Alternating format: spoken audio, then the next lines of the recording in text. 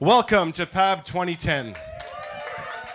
Well, I'm very pleased to be able to speak because this is my first time at a PAB, and I have an opportunity to do a JOLT, so I'm really excited about that. But I'm a little bit fuddled up because my JOLT is actually about the conversation we were just having. It's about what we do to stop ourselves from putting our content out there. Now, I came up with the title of the currency of relevance because I wanted to use the play on words. The play on words being one of the definitions of relevance is something that's not out of date, something that's current. So I wanted to use that play on words to talk about the currency that people give you to consume your content. And sometimes that currency is money. Sometimes that currency is their time. But there's a reason why they give you that currency. My background is in psychology. I hang around with narrative psychologists and social psychologists, and we can be anally retentive. And one of the things that we study is something called the presumption of optimal relevance. Okay? That sounds really interesting, doesn't it? It's a presumption of optimal relevance. And this is a reason why we can communicate with each other.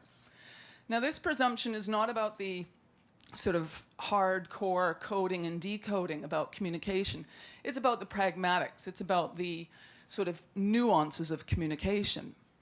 And it has two major tenets. The first being that the reason why I can communicate with you is because I find something is relevant to me. So of the hundreds and hundreds of things I could say in this moment, something has reached its threshold in my psychology. Something has reached its peak in my brain, so therefore I can speak it. And because I'm doing that, you're going to give me a little bit of attention until you figure out whether or not what I'm saying is something important to you or not.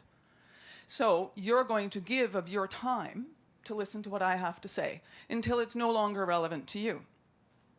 In other words, we communicate with each other because of the presumption of optimal relevance.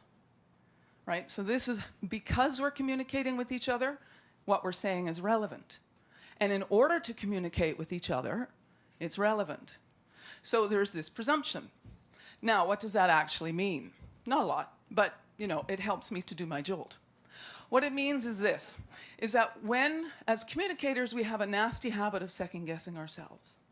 Right? We think, as we were talking about, is what I have to say relevant? Do I have anything to say? So we limit ourselves. We edit what we have to say. We judge ourselves. And we don't say something that could be important, could be relevant to somebody else. And I'm going to tell you a little story. I was doing a live presentation here. I have been putting out audio for about 4 years. About 1,000 or so sound clips have gone out. And I often get emails from people.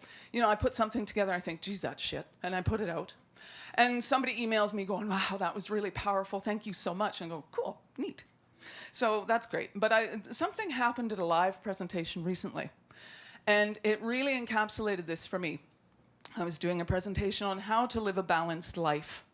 Okay, we all know how to do that, right? Particularly those guys who were, out last night drinking a lot. You're very balanced today, right? Anyway, so I'm talking about how to live a balanced life. And for some reason, I went off on a little tangent. I just went off. I had these thoughts in my head that reached a threshold for me, and I spoke them. And somebody came up to me afterwards, and she said, great presentation, but the only thing that really mattered to me was the 2 minutes that you went off and spoke about that thing that you were talking about. Because my mother died last month. And I have been so stuck in what I was doing that I haven't been able to move anything forward. But in what you said, that's helped me to move forward. Now, isn't that really interesting? That something that I hadn't scripted, something that I hadn't planned on talking about, it reached a threshold for me and I went off and I said it. She heard it, she found meaning for it and mapped it onto her life. And that made a difference for her.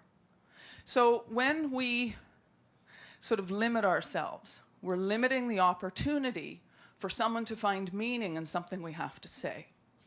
And that's really a disservice as a communicator, in my view. As a speaker, as someone who creates audio, I often go on tangents. For anybody who's ever heard me speak, they know that. And I don't second guess it anymore. I used to. Like I say, when I put up my audios, I think, oh, geez, why am I doing this? It's not got a point to it. It's only entertainment for me. It's that masturbation thing. Yay, ha, whatever. And then I put it out there, and I find that it's made some sort of impact.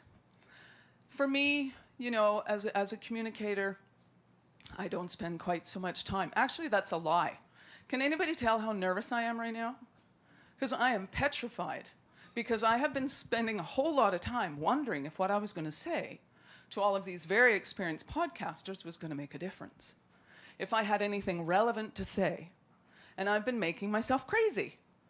Right? Now, and for anybody who public speaks, they know a lot of people who get up on stage and they kind of go, I really don't want to be here. I mean, I'm very honored to be here, absolutely. But I'm actually manifesting the fear that anybody in this room has got if you're holding yourself back from creating content. I'm manifesting it right now. So what I'm going to say to you is this. It's the same thing. My husband was laughing last night, actually. He goes, do you know you're doing what you're telling them not to do? You know, like, you're doing it, Nancy. It's like, you're right, honey. Oh, well, you know, so I'm going to get up there tomorrow and tell them I'm manifesting. So it's better than another word that begins with M, but which we've been talking a lot about. I don't think you want to see me doing that. So, God, did I just say that? On camera, no doubt. On camera. So my question to you is this. How are you limiting the currency of relevance? How are you stopping yourself from doing what you know to do simply because you're worried about whether or not you're going to be relevant? How are you stopping yourself? Thank you.